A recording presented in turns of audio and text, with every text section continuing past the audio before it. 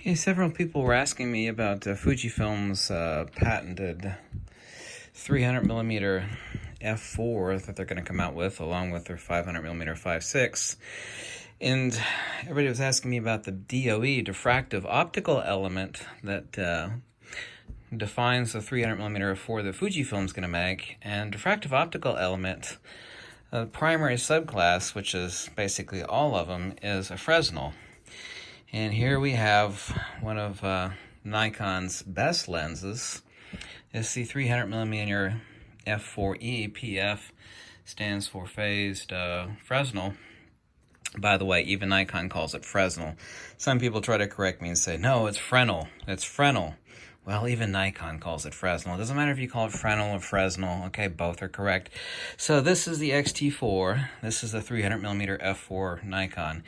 It's undeniable that the Fujifilm lens will not be any larger or smaller than this. So this is what the combo would actually be, a little bit closer than this because of the lens cap. It'd be about a 1/4 inch closer than this, roughly so, or about a 3/4 of an inch closer. So it would look like this. To be sure, their lens hood would probably be very, very close to Nikon's lens hood. So this would be the beast mounted on a Fujifilm camera, not including the lens hood. These are very, very compact, fast. I can guarantee you one thing, it'll be a lot faster autofocus, because I know Fujifilm will use linear autofocus motors on their 300mm f4. This one actually has a not even a silent wave motor on their 300mm f4 phase Fresnel. But anyway, this is what it would be like, and that's not big at all. This is substantially smaller, by the way, than the 50-140 f2.8 Fujifilm lens. Substantially smaller. Okay, 500mm f/6 would be right about here.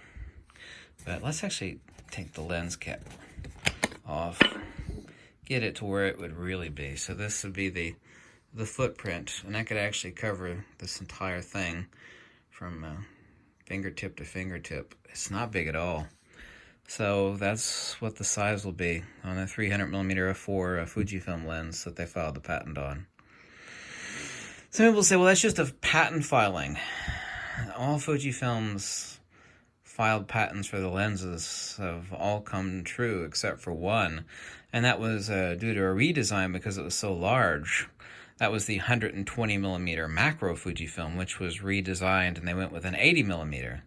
So yeah, this lens will come to life. So you can guarantee, just because they filed the patent doesn't mean anything. They've already gone to production on this lens. So that will be the size of the lens, 300mm f4.